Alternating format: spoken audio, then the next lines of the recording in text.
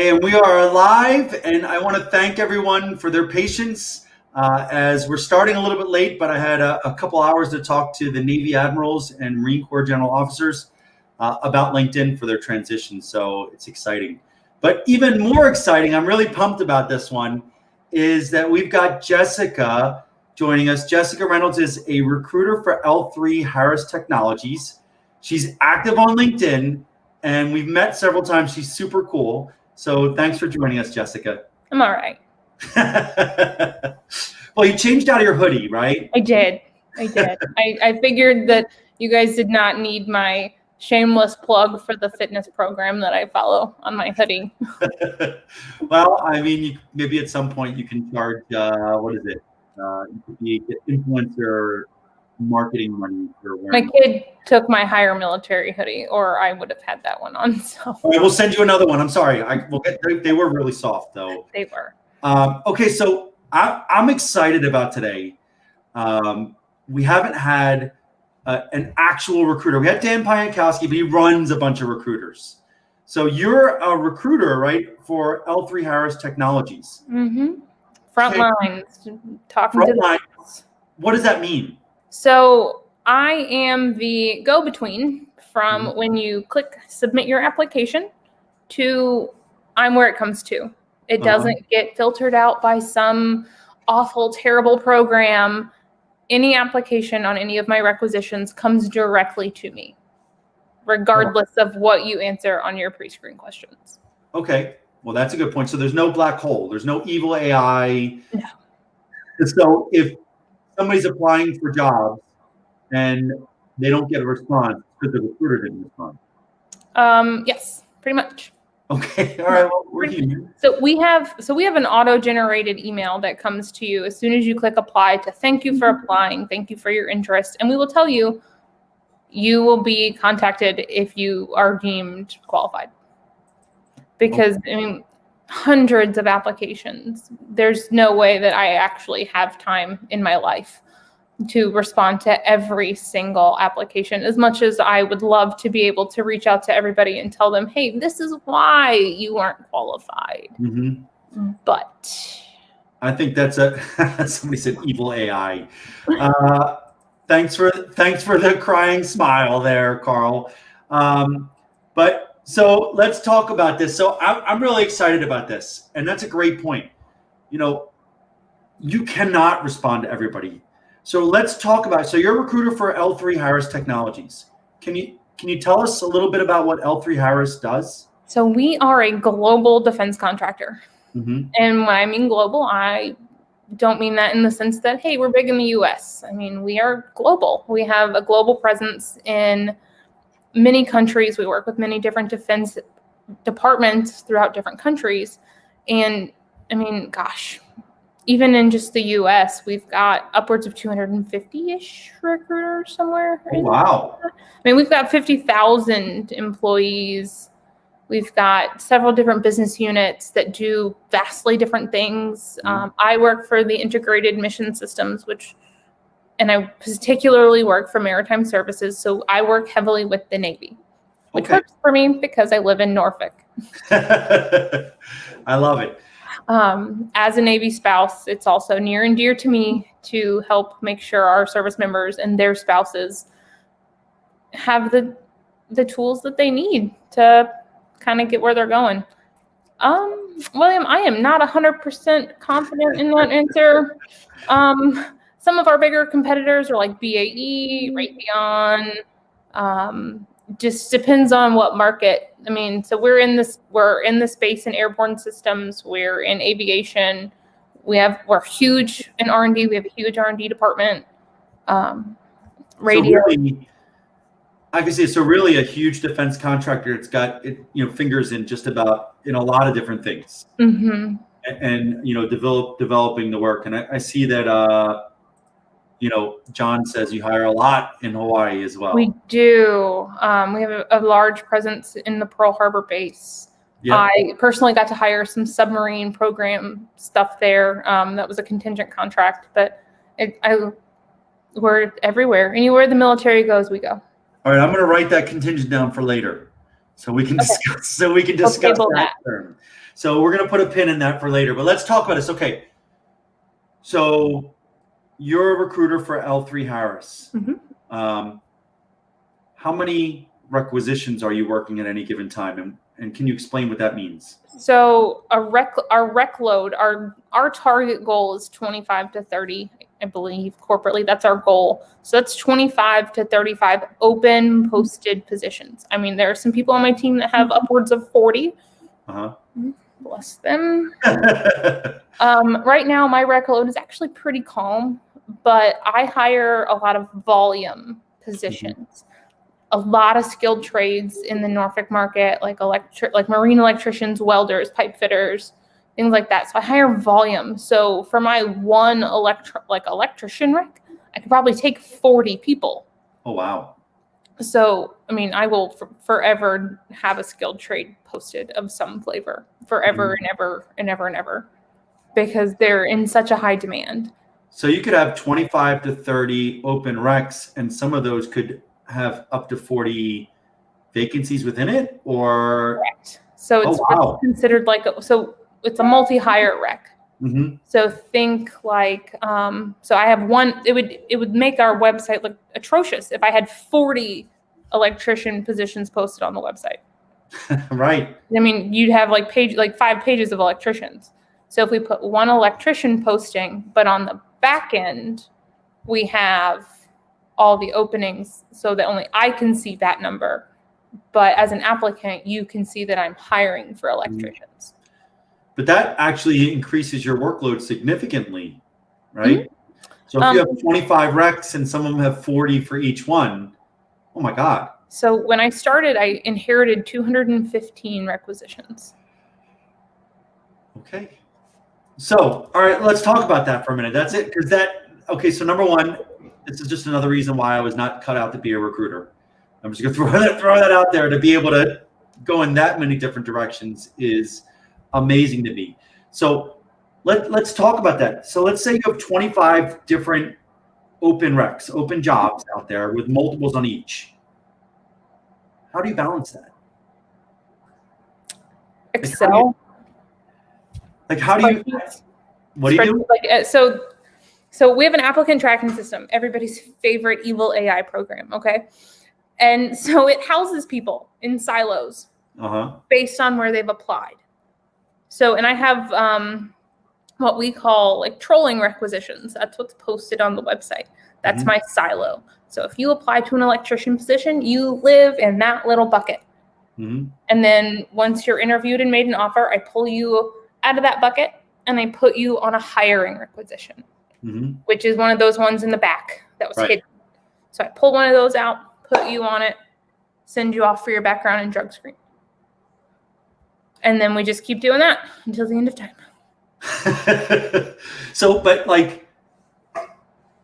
how many candidates do you usually have in those buckets? The people applying, how many candidates apply for a typical role? It depends on the role and it depends on the location. Okay. The more niche the role, obviously, the fewer applicants I'm going to get. If I post a generic project manager role, I'm going to get a couple hundred applicants. Wow. Period. So a couple hundred applicants for one position, like in Norfolk, Hawaii, Pearl Harbor, whatever. Okay. So let's take that as an example. I really want to dive into this one a little bit. I'm sorry, but you're fine. You post a generic project manager role because everybody in the military is a project manager, we think. All of them. So I love the way you said that. We're all project managers. You get a couple hundred people applying for that role, and you go to that bucket, and suddenly you have 200-300 candidates. What do you do? How do you get to the interview people? So say hi. Hi. Hi. So that's where pre-screening questions come in. So we have a defined set of qualifications. What am I looking for? I actually have a project manager role open in Norfolk right now, by the way. Shameless plug. But what I'm looking for is someone who has 15 years of hands-on electrical experience. So I need somebody who's been an electrician for a hot minute, working on military ships, and who's led teams. So now that's where I have to read everybody's resume. The AI everybody that answered the questions that say, yes, I do have, they answered the pre-screen questions right, correct? Even some of them that don't, like the money question. I ask for salary expectations on every application. If you don't answer it, I'm going to call you and ask you. Point blank. But what are you paying? This one paying. Oh, okay. But you know what I'm saying? Like, there's always a question, like, what if they ask? I'll tell you. Like, I will, if you won't tell me how much you want, I mean, I'll always share. I'm not allowed to post it publicly. That's just policy. And Matt Quick, if you're watching this, it's policy. I cannot change it. That Matt is a troublemaker. All those MQs. But we like him, so it's fine. But I will be transparent about any pay rate range, because your wants and my availables have to meet. Otherwise, it's not going to work. You're wasting time, right? Right. And so if you're close, like if our pay, like our range and your wants are close, even though you're just a smidge over, I'm still going to put you in the bucket, because there's always room for negotiations. There's always, benefits that I keep in my back pocket to use as a leverage, things like that. But if you're egregiously, like, if I'm offering $40 an hour and you're asking for like 57, 60, sorry, there's no middle ground there. You're not going to take that big of a lump out for any amount of benefits. So, and then we just look for basic qualifications, like just basic stuff. And if I think I can get creative with it, I will. Okay. But let's get over this. So I'm going to keep going. I'm really excited about this. So you've got 200 resumes. And you got to read them all. Read is... that's what I know. If I can't garner that you're qualified within the first half of your resume, I'm moving on. So the distinguished professional with a demonstrated history of blah, blah, blah, blah, blah. Don't put an objective statement on your resume. This is 2021. Just tell me what you've done. Tell me where you did it. Tell me what you accomplished while you were there. If there is a degree requirement, please put that at the top. Yeah. I love that. I was fighting that for the longest time until I had like 5 of my mentors say, look, the first thing we want to know is, are you qualified? Yep. So like, if it requires a degree, we need to see that at top. Don't make us look to the end. Yeah, no.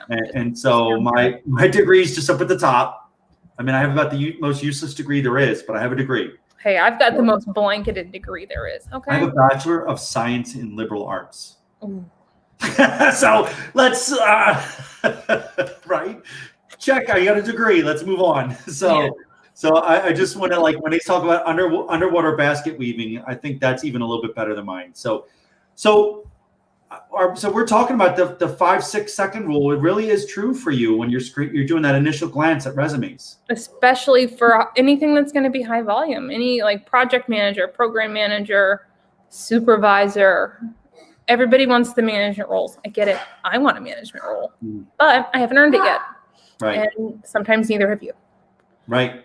And that's the thing. Like, we all want to start in management, but it's not always possible. It's really just not. Sometimes you've got to earn your stripes, just like you earned them in the military. And just because you have an MBA doesn't mean that you're automatically a manager. Your degree, even with a degree, you're still entry level until you've gotten the experience. I posted about that once. Did you? Yeah. I loved it. I was like, okay, great. You got a degree. I got these MBAs from Ivy League schools. Yeah, they're all entry-level consultants at EY, right? And they're excited to get that opportunity. So unless you have the experience that goes with the degree, that is exact experience, what we're looking for, it doesn't mean anything. Yeah. As someone who is starting their master's next week, like, your degree is exactly that. It's a piece of paper that says that you read some books. and you put in some really hard work, and you are probably a hard worker, but you have to have the experience for the job to get the job. And I will say that I've seen recs, especially at some of the larger firms like EY that are, a little bit different niche, where they require a master's degree in specific, like master's degree in accounting, an MBA, not in leadership, not in organizational leadership. Right. Like those kind of specific hard skill degrees are required for some recs and master's degrees, or like a bachelor's of certain fields in a PMP. But you're right. I mean, it's degree and experience if you want to be higher than entry level in a lot of these roles. So, okay, so you a few seconds looking through your resumes, and I guess then you move them to a next bucket if they kind of meet.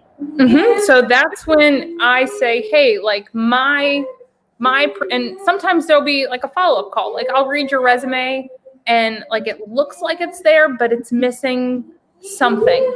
Like I'm like, you had to have done this while you were here, but I don't see it. So I'll call you and be like, hey, can you explain this to me? Like, can you tell me, like, did you do this specific thing at this job? If you tell me yes, great. I'm gonna be like, all right, well, I'm gonna vouch for you that you said you did this.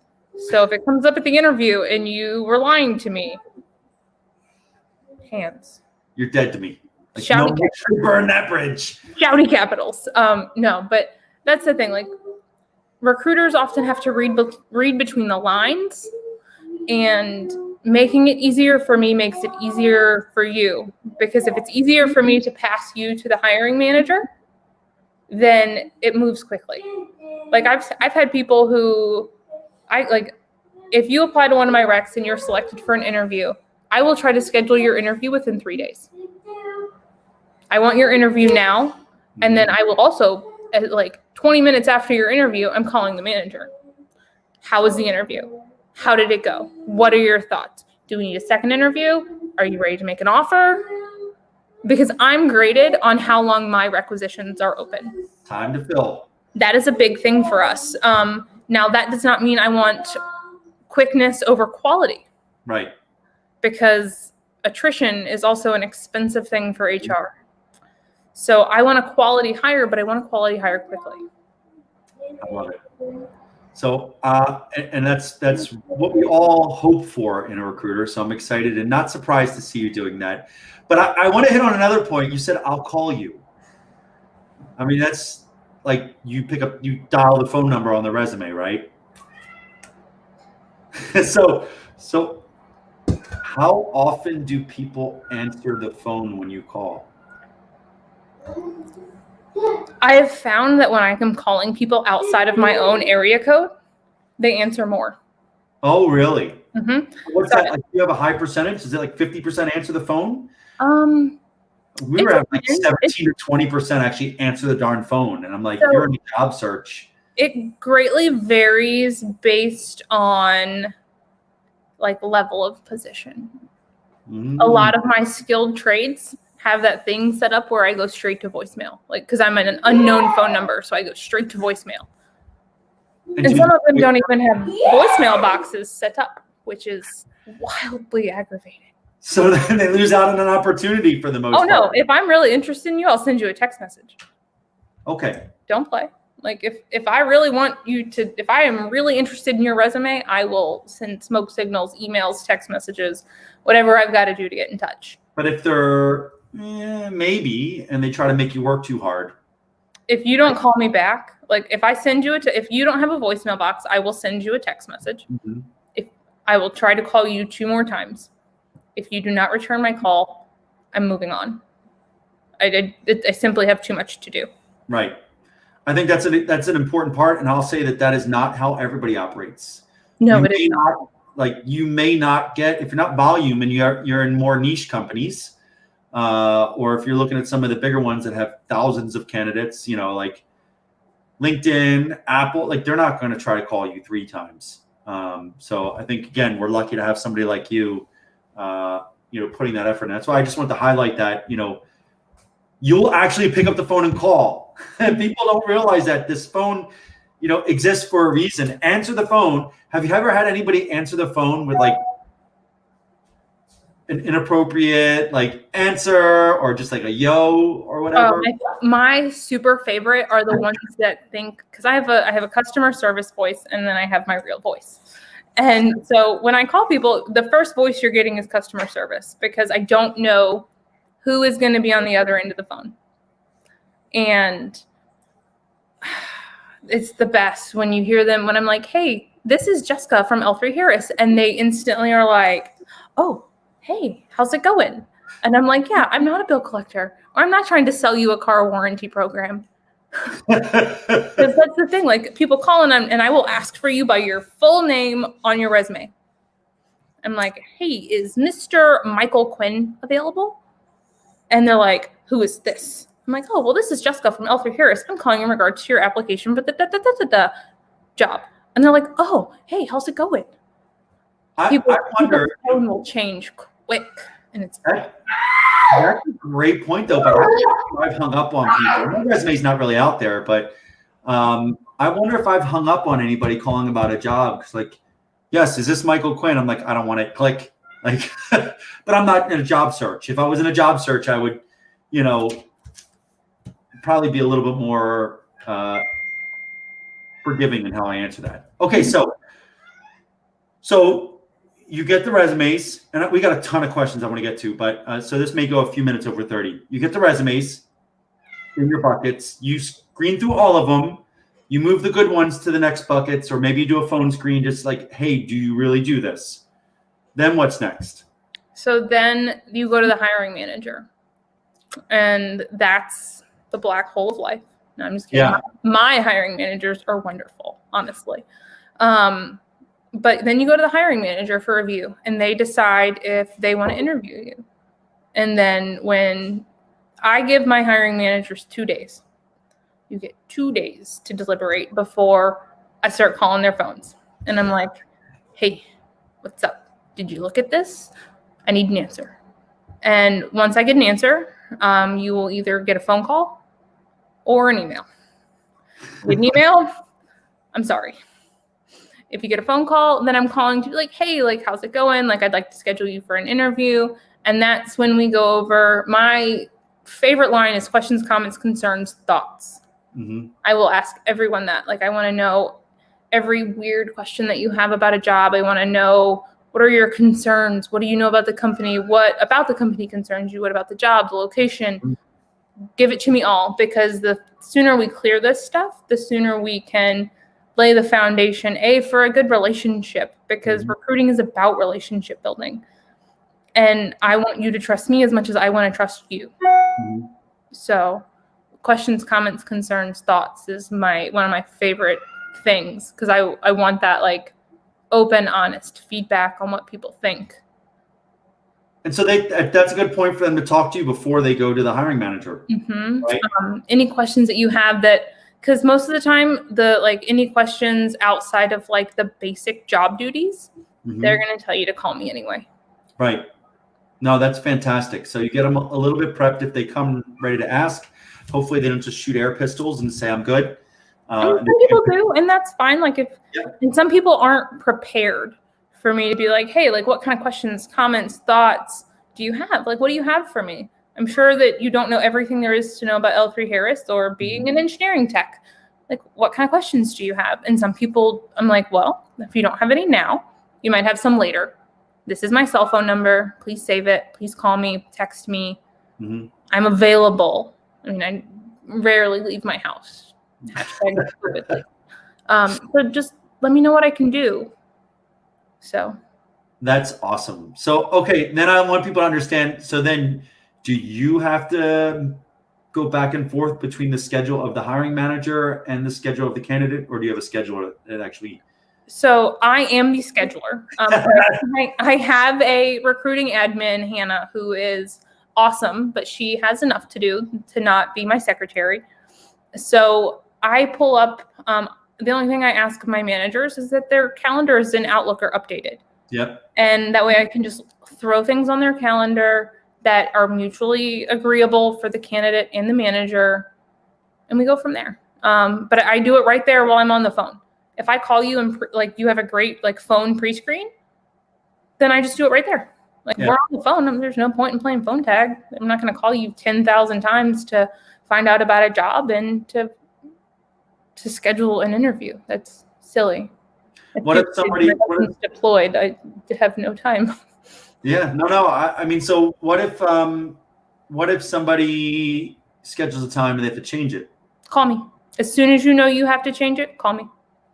So it's not a be all end all. Like no, people, like, if you no show and then call me 3 days later and you're like, hey, like, this happened, I'm like, well, why didn't you call me that day? And you're gonna catch grief about it. But 9 times out of 10, I'm gonna reschedule you. Ooh, that's nice. I have a 3-strike rule. I'm a big fan of the 3-strike rule. You get 3 chances. After that, like, we might need to have some words about adult responsibilities.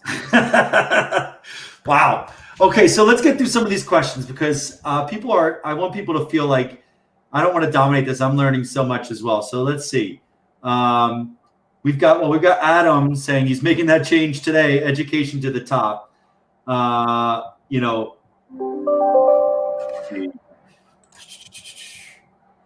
Here we go. How far out should a transitioning service member start seriously looking at job recs and submitting applications?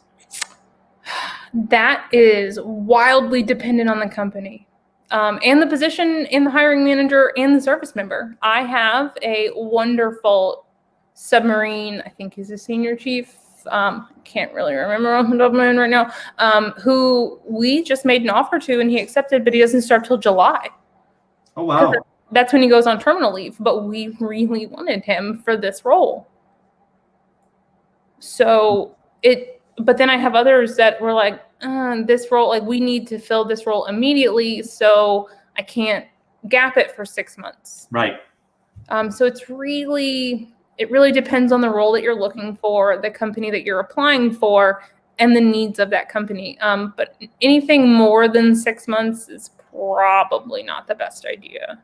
And if it's an active, I mean, I think for the rest of the, the non-defense sector where you're bidding on contracts or whatever, if there's a vacancy, like, you'd love to have someone available for within a month of when you make the hiring. Yeah, 3 months is okay because it's going to take a month to get through your background and your drug screen anyway. Right.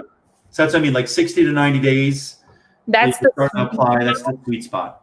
But like if you're a niche role or a niche market, then you could go longer. You could do that 180 days. I personally have not done anything longer than about 6 months, but I'm not saying that it doesn't happen. And then again, we have that contingent thing. That's what I was going to say. You could get a contingent offer, 8-9 months out. But again, as you like to tell people, a contingent offer is not guaranteed. And your favorite contingent offer discusser, Matt Quick, he was doing the same thing about the difference between prime and subcontract for clarity. And I don't think it's really prime and sub, Matt. It's contingent in general. It's incumbent and hopeful. Right. It is. It's the incumbent on the contract usually has a really high chance of keeping that contract. And then the people who are bidding on it, hoping to take it away from them, are the ones making the contingent offers, because the people who are incumbent and just keeping it, they already have people working on it. They don't have to worry about that. And there's a cat. That's okay. That's a great point. So for people that are not familiar with the defense community, the contracting world, the incumbent is the person that's in the job, is the company that has the contract currently. And if they're doing what they're supposed to be doing, then and they have built good relationships with the client, there's a pretty darn good chance they're going to keep it, right? The client's happy with their work. And then there's a bunch of other companies that are trying to steal that work. They're trying to bid lower, build better relationships, different solutions, win the work from them. Those are the people that are, when they put in their contract, then they either have to submit people as key personnel. So here are the people we have that have agreed. These are the resumes of the people that are going to be contracted. This is something that's going to help differentiate us from from the incumbent. And then as you get closer and you think you might have a chance to win it, if it's a large contract, you have to start making contingent offers to fill all those big roles, right? Yep. And that's the if we win, we'll hire you stuff, right? But then there's also some contracts that you have to be careful with because they have first right of refusal. For the people that are currently employed. Correct. So right. Then it's just a rebadge, and the people who are already in that job get first right of refusal for the job. So until you have a real offer with a real start date, it's not a full-fledged offer. And please don't Right. put all your eggs in that basket. Even if I make you a contingent offer, which there may be some of you out there that I have made contingent offers on, and we might not have won that contract. But you told them that. You explained it to them, right? And it's in the offer letter that this is a contingent offer. We will let you know with a permanent offer letter if the contract is awarded. If not, I will have to call you and tell you that we were not awarded the contract. I love it. I don't love the contingent offer thing, but it's like a lottery ticket. It is. That was a great point. So you could make a contingent offer to 100 people, but if the contractor, if the client, the customer, the client likes a lot of the members of the team that they could put in, they want right of first refusal, and that means that you could have 100 people in the chute with contingent offers, and if there's 100, but you have to ask all 100 people.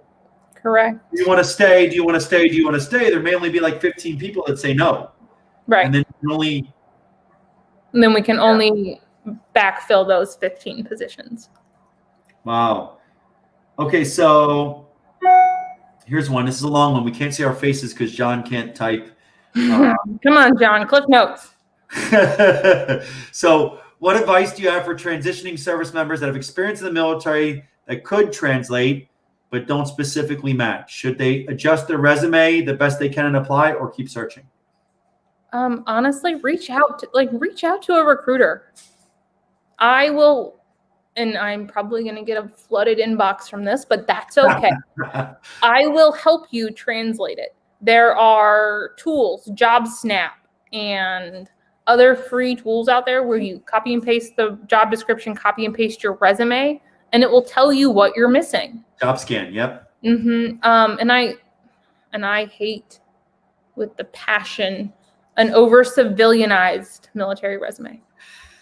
If you want to work in a defense contractor, you are shooting yourself in the foot because your military experience is valuable. And industry, yep. Over-civilianizing it, and you are not a senior director as an E7, and you can fight me on that, okay? I'm not fighting you, trust me. I've had ones that I look at them like they could be an 03 or they could be an 06, and I have no idea. Yeah. And there's a big difference in what you're bringing. I encourage people who are transitioning to keep their rank in the job title or in the job description somewhere. If you're going into defense. If you want to work in defense, it is very important to not erase all of your civilian experience or your military experience to make it look civilianized. So I've got Randy said most recruiters give you maybe two shots to respond. You better have a working voicemail. So it's a great point. Yes, please. If you want a job, turn your voicemail box on. I don't care if you leave a personal greeting or it just thanks me for calling your phone number. Just let me be able to leave a message. And Jonathan likes the time to fill, your metrics for. We have several KPI, time to fill, how long managers take. I'm not really graded on that one, obviously. How long it takes before I look at your resume, how many offers I extend versus how many accept, things like that. I love it. And so, that's a lot. It's a lot of information. So what's your day like then? When do you start? When do you end? How many people do you talk to? Wildly dependent on my children. My daughter catches the bus at like 6:50 in the morning. So if she gets ready quickly, I will log in at like 6:30 in the morning and just check my email. Look for any like crazy applicants that have applied overnight, get her on the bus, get my son ready for daycare. And then usually I start my day at about 7:30. I sit down, go through applications, answer emails, return calls and texts that come in after 6 p.m. Because if it comes in after 6 p.m., it's not my boss or my boss's boss. It's probably going to wait till tomorrow. I love it. because again, we can't have work-life balance, but we can balance our priorities. So that post 2 days ago too. So making time for my family is really important, and I'm really blessed that L3 Harris supports their employees taking time for their families, especially during this madness that is 2020 and 2021. And then, so I will talk, it depends on the day, on how many people I talk to. I'm usually always on the phone. Yeah. But I will never, unless I have a pressing meeting, I will never rush a candidate off the phone.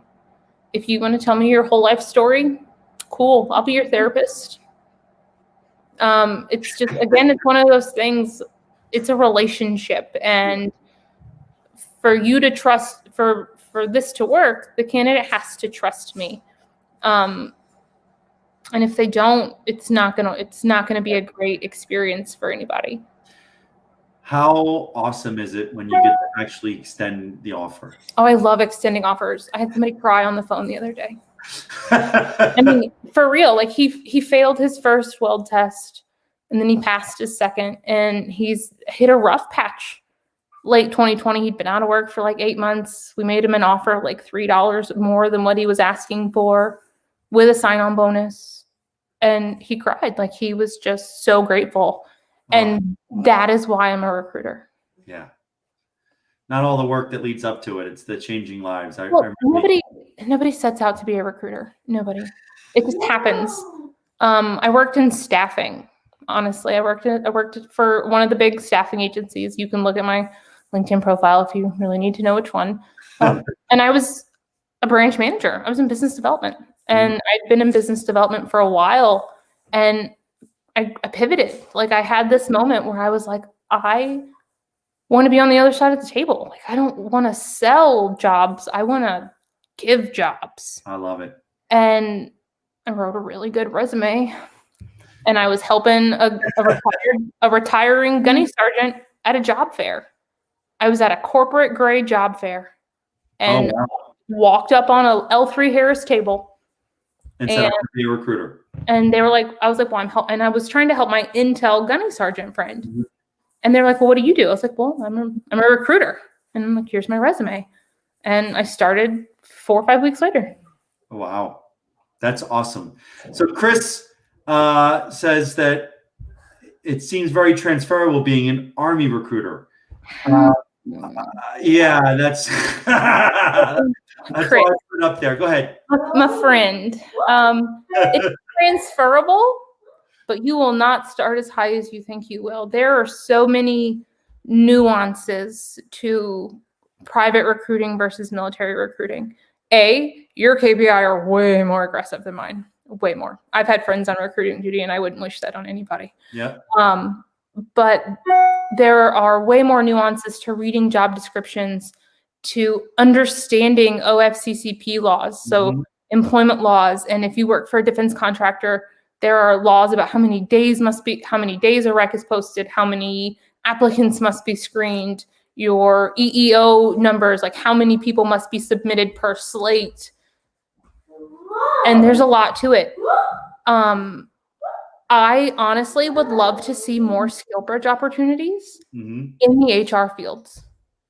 Because if you look, most of the skill bridges are tech, they're engineer, there's some sort of flavor of that. Business development, techie stuff. Nobody sets out as a child and they're like, I'm going to be an HR. We do have some with HireMilitary. Good. So, because, HR and talent acquisition. Good. I love what I do. I absolutely love what I do, but nobody sets out and says, I'm going to be a recruiter. I'm going to be an HR manager. It just kind of happens. I mean, there's not even a recruiter degree path. There's at least an HR degree path. Okay. So we're way over my 30-minute limit. I could talk to you for another hour or 2 hours. I mean, this is awesome. We're going to have to do this again. But I don't want to hold people up too long. So I guess a couple questions. One, and I know you already answered this, but if people have questions about L3, about roles, about transition, whatever, could they reach out to you directly on LinkedIn? Of course, please do. In fact, in August, I did one of these with Chris with HireMilitary, and a young man who reached out to me about an application he had put in August with one of my one of the other business units that I don't work with. He announced today that he had been made an offer and he accepted a position. Woo! That's awesome. So yep. And I guess aside from that, last word to you. Honestly, if I want to help everybody that I can, honestly, but please, for the love of everything, do us both a favor and do not just ask me if there's anything open that matches your resume. We have over 1,500 positions posted on our career site. Look there first. Thank you so much for saying that. Like, put in the work. I think that's the other thing. If you on the career site message me about a particular job requisition, then let's talk about that one. Instead of just saying, here's my resume, do you have anything? Because I'm just going to tell you exactly what I just said. And that's what 41 people told me at my job fair when I handed them my resume and said, what do you got for me? Yeah. So that's why I'm enjoying it. So Jessica, thank you so much. I know you've got another one coming up in about 30 minutes, but thank you so much for spending time with us today. And I truly appreciate your engagement on LinkedIn, your openness, and all you do for our community. So if you ever need anything, just reach out. See you later. Bye. Bye.